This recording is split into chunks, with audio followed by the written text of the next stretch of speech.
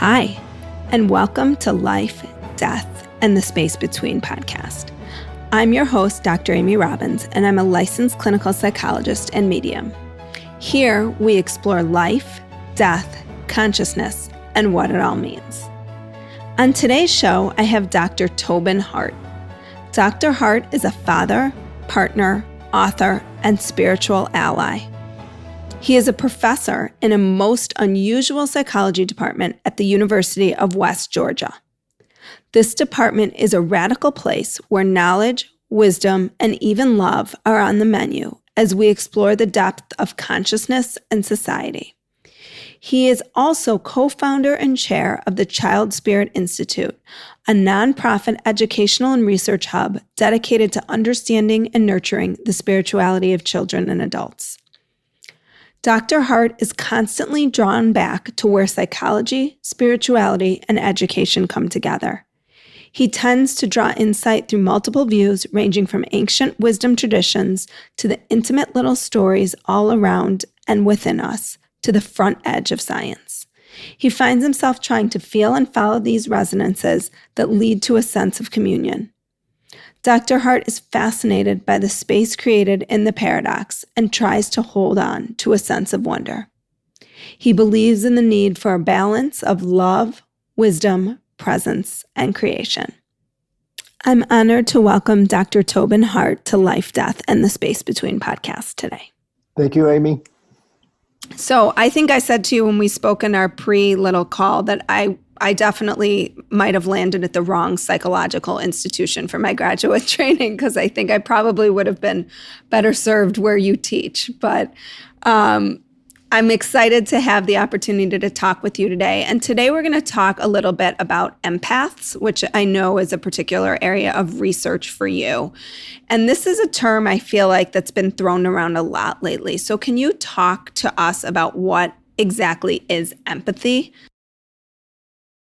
Yeah, I don't know if anybody can say exactly what it is, right? It's, in fact, one recent book listed 8 different definitions of empathy that's collected from the field. But what we know pretty well is that it is this ability to feel into another. That's what the word means, literally from German, to feel into.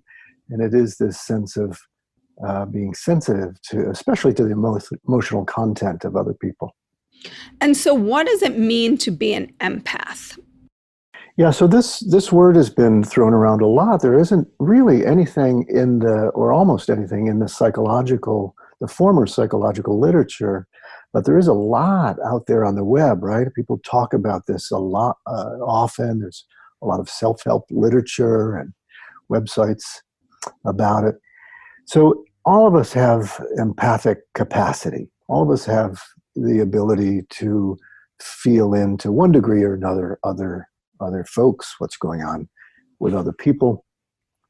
But some of us are at this deep end of the pool, and some of us are at the other end, right? And the folks at the deep end have this particular sensitivity, and I think we can just call it that, this sensitivity towards emotional content of other people, especially emotional content. Mm-hmm. So it might be that somebody who's been named an empath is somebody, maybe they've named themselves that, but it may be somebody who's just always picking up the vibes or the feelings of other people.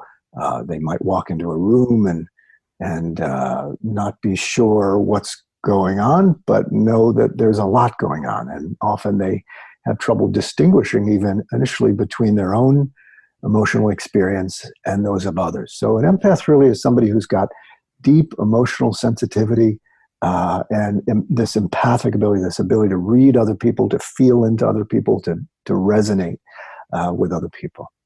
Is that something that you need to learn how to manage over time? Because I know in therapy, we often talk with people about having boundaries. And it would seem that if you are an empath, that other people's emotional states can be very overwhelming if you can't recognize that what's theirs and what's yours.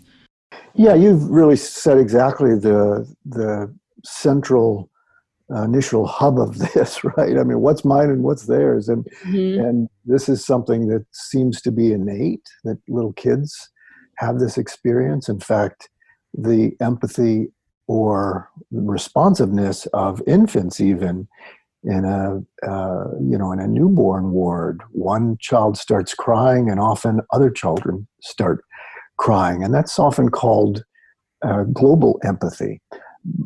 In the literature, it's also referred to as emotional contagion, where one has an emotion and you pick it up from someone else. And this is really characteristic of somebody who's at the deep end of emotional sensitivity. And so, yeah, absolutely. The first and foremost question with this is what's mine and what's not mine. And so that begins a kind of self-development, I think, or sometimes therapeutic development of folks trying to develop some mastery or at least some management of this sensitivity. One thing that all folks at this deep end have in common is what we would call permeability. Just as you've said, this boundary permeability, so that things leak in, and it initially can be tremendously confusing. Folks may find themselves in a mood or find their body aching in a particular way. Maybe there's a lot of anxiety or they have a pain somewhere and they don't know where it's coming from. And it doesn't seem to be coming from them, but this seems to be characteristic of this emotional contagion, or this ability to sort of reach in or at least pick up the material from other people, especially emotional material. And what is the difference between, I know in your literature you talk about empathy or being an empath versus being compassionate. And so can you kind of differentiate those, and also empathy versus intuition, or being an empath versus being intuitive? Like, how do you differentiate those? Yeah, it's another great question. And one of the most interesting things to me is the last 15 years have seen an incredible uptick in the interest in this. So I'm fascinated by that. We were writing about this maybe 25 years ago, even when I became 25 or 30 years ago, when I became a therapist, I began to notice for me how I was experiencing empathy with clients. And then, so I wrote a little bit about it. It was interesting. But the last 15 years have just been flourishing, and I think in this field. So I'm wondering what that says about culture, what it says about our needs this time, what it says about our own evolution as a species these days. So in answer to your question, one of the key things is what's the difference between empathy and compassion, as you say. And so compassion generally and almost universally is described as this impulse to help. So it is this desire, this willingness, and really this drive to be of help to someone else.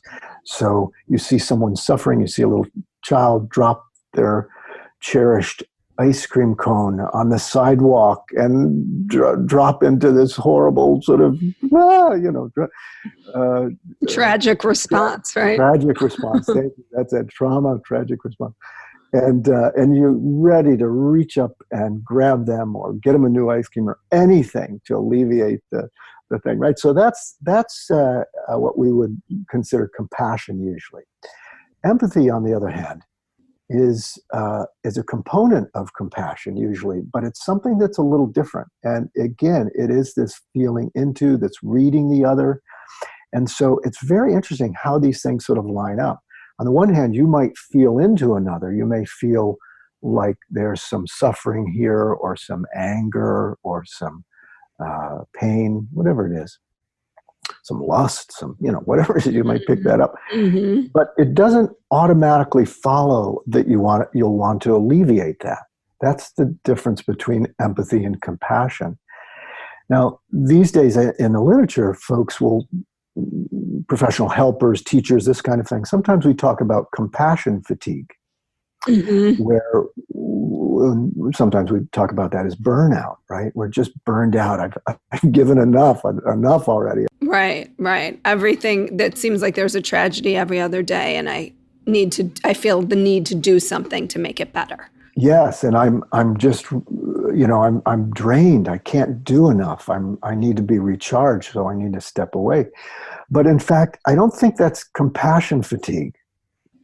I don't think compassion ever fatigues. I think our desire, or I should say our impulse to help, doesn't necessarily fatigue. We still feel that.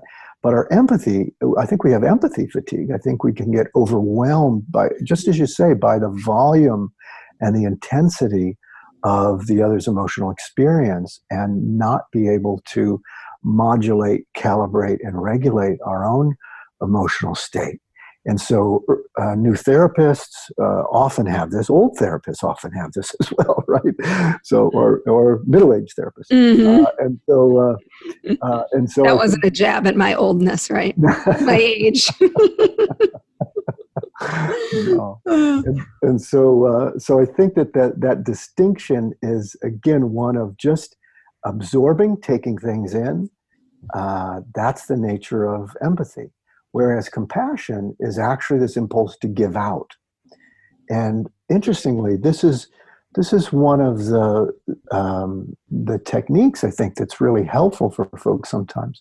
Sometimes we want to shut down when we're overwhelmed and need to, and sometimes we give too much. But sometimes just the little idea of, in Buddhism, for example, they talk about a compassion meditation, metta practice it's called. And it's just this idea of wishing the other well. Mm-hmm. And sometimes something as simple as saying, may you find peace, may you be well, maybe, whether this is in our mind or aloud, sometimes that's enough to sort of change this flow of taking in with giving out, without having to give ourselves out.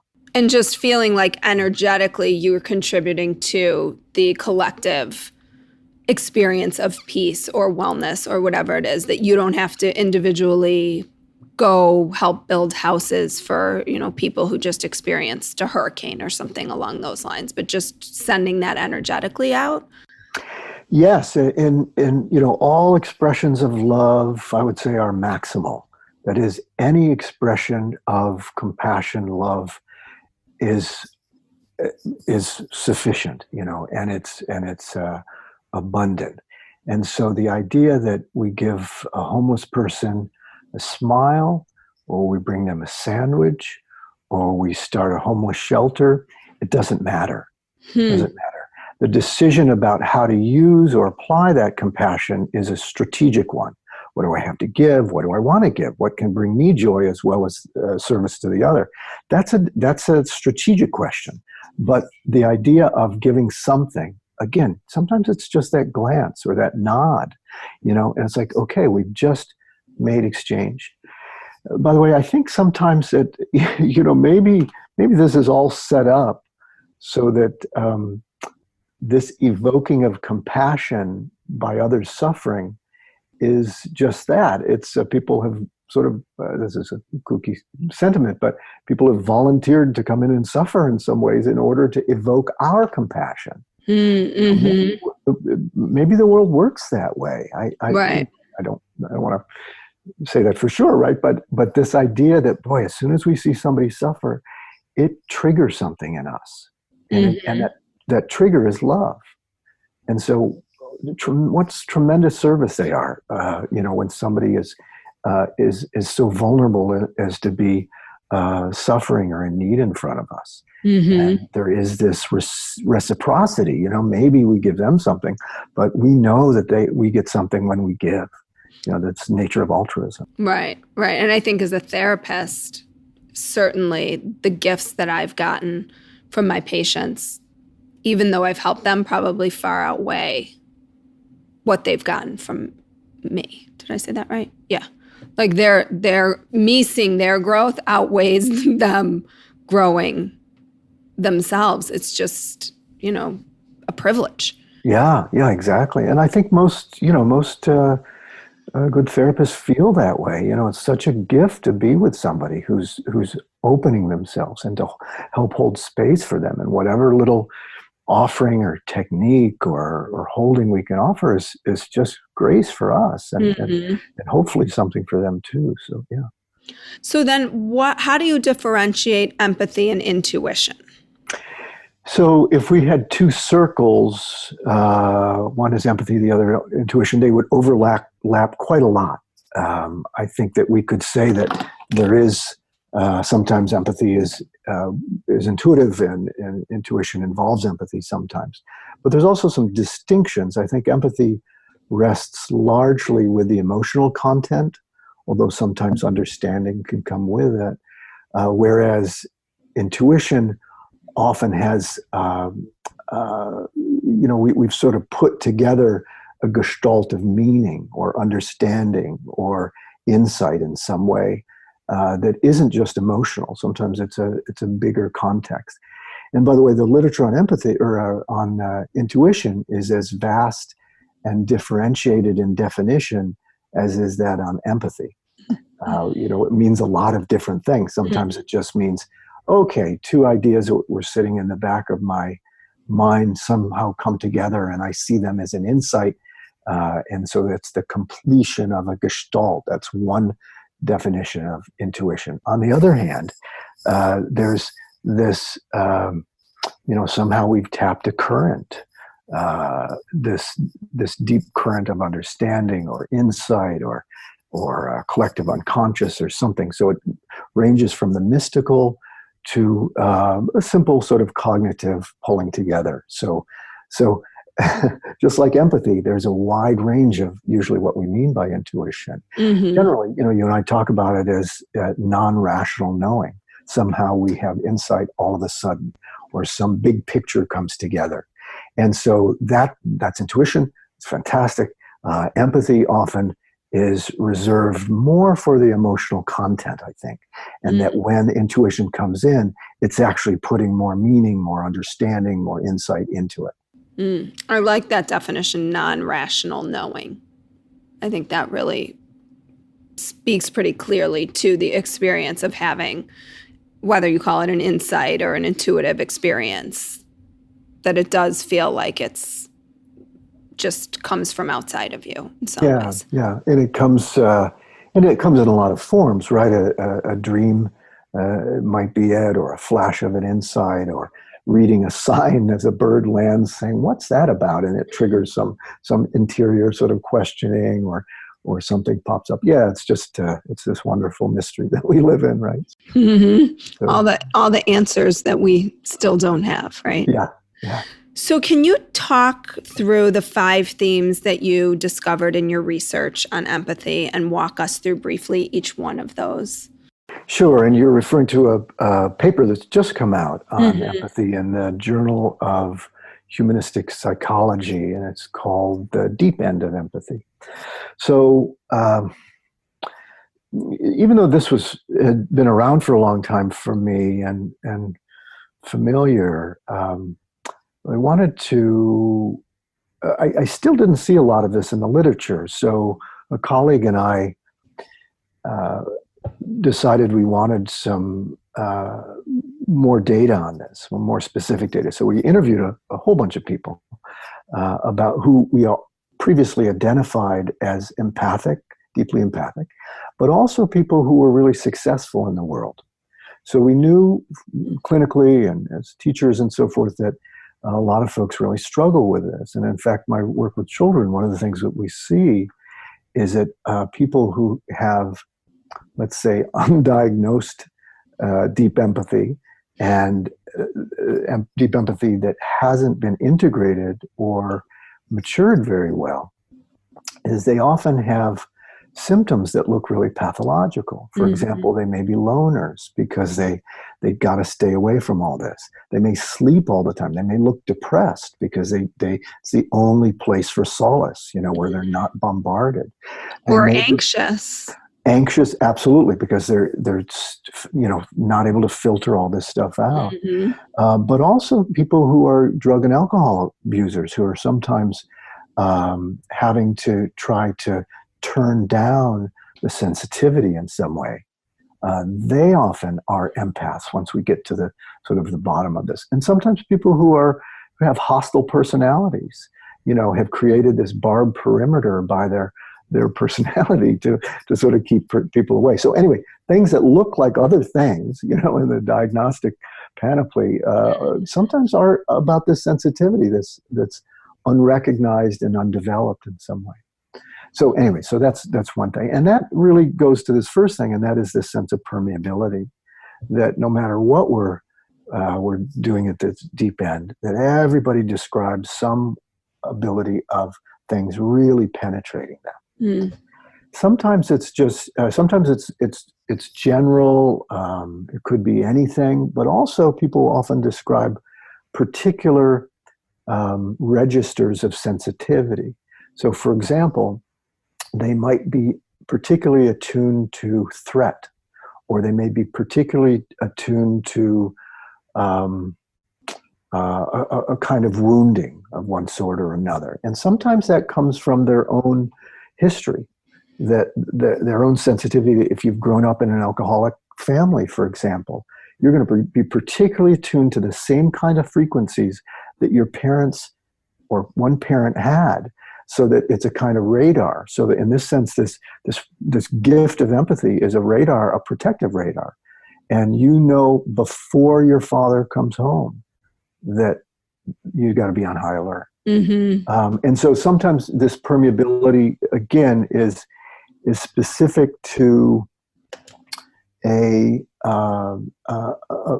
certain emotional register or a certain range of emotional register. And so people will be particularly sort of tuned in and even vigilant and on guard for some of that. Mm-hmm. Whereas other times it's just a kind of a general permeability, and they can pick up anything. And, there'll be a kid in a classroom and they'll be so attuned to the teacher's emotional state and the kids around them that they'll miss the lesson. They'll know about the teacher's emotional state, but they won't know what the lesson was. Right. So, and then what are some of the other ones that you talk about? Yeah, so this, and again, one of the ways to talk about that permeability in the literature is emotional contagion. Mm-hmm. You're picking up the vibes of somebody else, and it just overwhelms in some way. So again, that's one thing. One other little piece about that is that one of the interesting things that people will do, especially kids who have this sensitivity, is that they'll notice dissonance. That is, they'll notice a difference between what somebody is saying and what is actually going on with them. And as a child, that can be really confusing, because you're basically told, oh, don't pay attention to what's really going on. Just believe what I tell you. Mm-hmm. So what that does is actually inhibits their ability to develop and this sensitivity, so that it's reliable for them. Mm-hmm. Instead, there is this, this sort of disconnect, and they often have to sort of find a way back to it in adulthood. Yeah, and I think we so often as parents try to protect our kids from our real experience. Like, I've had my son say to me before, "Mom, you seem really mad right now." And in that moment, I am mad, and I'm questioning in my mind, well, do I tell him I'm mad? Because then it's going to lead to a whole discussion about what I'm mad about, and that might be not appropriate for him to know. But in the same sense, in not telling him, I'm confusing him about how to recognize and read people's feelings and experiences. So Exactly so. And so this is a good lesson for parents in that way. Of saying, look, exactly as you said, if you be truthful about it. You don't have to be overly self-disclosing and inappropriately so, but be truthful about that. Often the conflict between two parents is often picked up by the child and then acted out. Family therapy knows this from the 70s on, that the identified patient, that child is actually simply picking up the conflict of the parents and acting it out in some way, unknowingly, unconsciously. And this, are there people, I mean, obviously empathy is a range. Are there people that are born without it? Is it like a gene that you either you might not have it, like a sociopath? Yeah, that's one of the questions. The psychopath or the sociopath often doesn't have compassion, but they do have empathy often. And that is, they are able, in fact, what makes them so insidious is they're often able to sort of tune into what the other person wants or doesn't want, and therefore their sadism is built around that. Mm-hmm. So, but they would be lacking, and not necessarily empathy always, but that's often what's confused. It's instead the compassion that's lacking with that. So, there's some question about where do people who are on the autistic spectrum fall in terms of empathy, that ability to really read and decipher other folks' emotions. So, yeah, I think we know that there's a whole continuum. Who knows whether there are folks at the shallow end of this that have absolutely no capacity for it. One of the big pushes in the last 10 years has been to develop empathy in classrooms. And so that's both wonderful because we think that's the basis of moral development. As soon as you can understand somebody else, you're more likely to treat them with more respect. It doesn't always work that way, though. Again, unless we develop this whole range of abilities around empathy, empathy can be overwhelming. And in fact, some folks argue, and there's some evidence, that developing empathy may make people less compassionate because they're so overwhelmed they have to get away from it. So this is why empathy in and of itself really has to be bundled, I think, with some of these other skills that we've been talking about. This ability to recognize what's mine and what's theirs, ability to create appropriate boundaries, ability to really refine it, these kinds of things. Mm-hmm. Such interesting stuff. Well, thank you so much today for your time. I really appreciate you breaking this all down for us today. Sure, my pleasure. Have a good day. Thank you. Like what you heard today and want to hear more? Curious about what comes next and what it all means? You can subscribe on iTunes. Just go to podcasts and find Life, Death, and the Space Between and hit subscribe. And you can follow me on Twitter and Instagram at Dr. Amy Robbins. Ask me any questions you might have, let me know what else you'd love to hear about, or just share your story. I can't wait to hear from you.